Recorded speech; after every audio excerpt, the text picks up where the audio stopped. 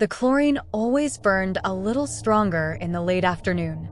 Maybe it was because the sun, low in the sky, cast long, accusing shadows across the deserted pool deck. Whatever the reason, the air felt heavy that Thursday as I shouldered my backpack and shuffled towards the locker rooms. Practice had run late, Coach Thompson droning on about upcoming regionals like a broken record. Everyone else had cleared out ages ago, leaving me the only fool who'd forgotten their gym clothes again. Stupid mistake. But hey, at least it meant a quiet post-practice swim, a chance to unwind before the pre-regional jitters kicked in. I practically skipped through the echoing locker room, the rhythmic squeak of my sneakers the only sound besides the distant hum of the pool filters. Pulling on my damp swimsuit, I pushed open the locker room door and was met with an unsettling silence. The usual symphony of splashing water and excited chatter was absent. Even the pool lights, usually a harsh white, seemed dimmed, casting an eerie, greenish glow over the deserted pool deck. A shiver danced down my spine. Maybe it was just the chlorine, or maybe the silence was a little too loud. I shrugged it off, reminding myself it was just the pre-regional nerves. Reaching the poolside, I peered into the murky water. The surface was still, broken only by the gentle rise and fall of a stray leaf. Something about the unnaturally calm water sent a tremor of unease through me. Pushing aside the unsettling feeling, I took a deep breath and dove in. The coolness of the water was a welcome relief from the muggy air, but the silence pressed in on me like a physical presence. I did a few lazy laps, the rhythmic strokes the only sound in the vast, echoing hall. Suddenly, a noise pierced the silence. A muffled thump, like something heavy hitting the water from the far end of the pool. My heart hammered against my ribs. Maybe it was just a stray ball, or a rogue pool noodle finally succumbing to its watery fate. But a strange stillness settled over the water after the thump, a stillness that felt pregnant with something ominous. Tentatively, I started swimming towards the source of the sound, my strokes slower, more deliberate. As I neared the far end, a metallic tang hit the back of my throat. Blood. There was blood in the water. Panic clawed at my throat, making it hard to breathe. Treading water, I squinted through the greenish water, searching for the source. That's when I saw it.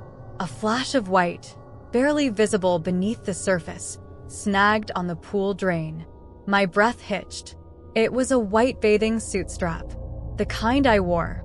A primal scream ripped from my throat, tearing through the suffocating silence. My mind raced. Who else was here? Where were they? My eyes darted around the deserted pool deck, searching for any sign of movement.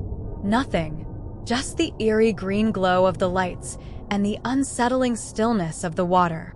Suddenly, another sound. This time it was an ta thump, but a soft, rhythmic sloshing coming from behind the diving boards. My blood ran cold. Slowly, cautiously, I propelled myself towards the sound. As I rounded the corner, the sight that greeted me froze me in my tracks. There, sprawled on the concrete behind the diving boards, lay the lifeless body of Coach Thompson. His eyes were wide open, staring vacantly at the ceiling. His usually clean-shaven face was slick with blood, a gruesome mess staining his white shirt. My scream died in my throat, replaced by a strangled gasp.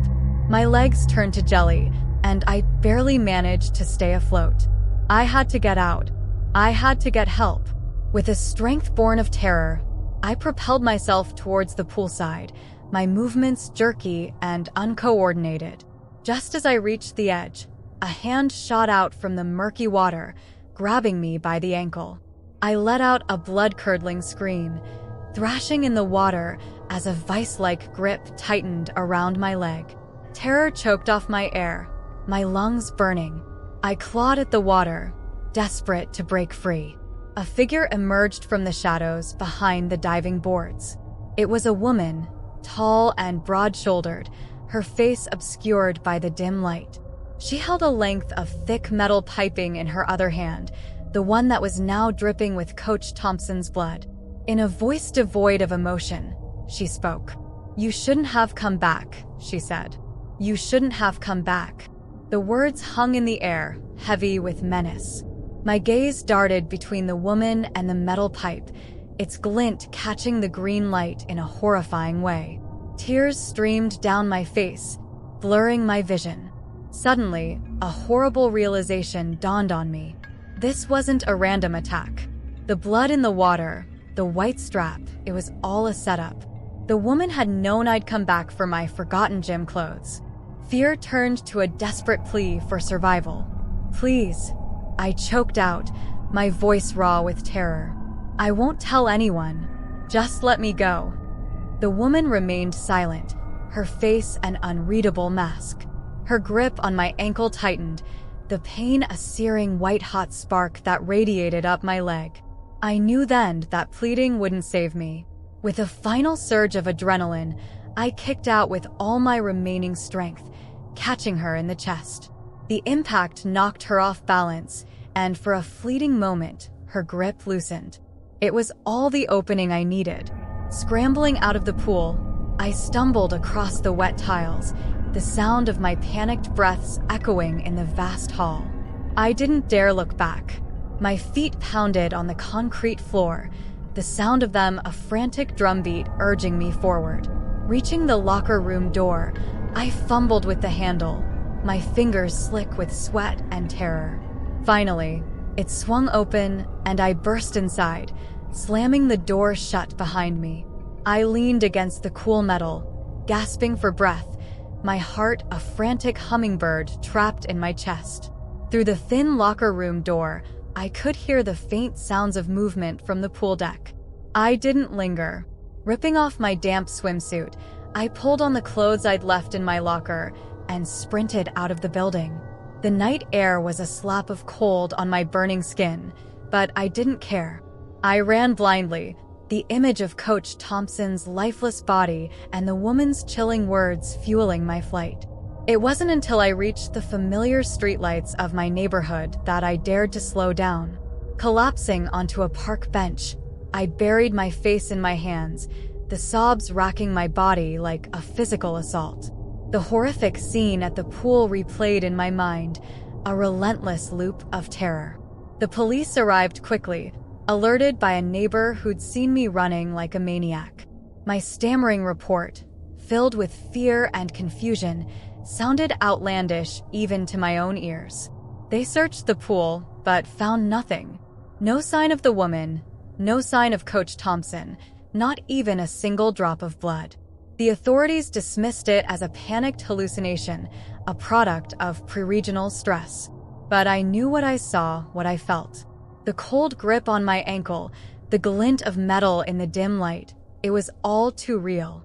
The news reported Coach Thompson's disappearance the next day, a mystery that baffled the community. But for me, the truth was a chilling secret locked away in the depths of my memory. A secret that turned the once familiar scent of chlorine into a constant reminder of the night I narrowly escaped death at the hands of a ghost in the pool.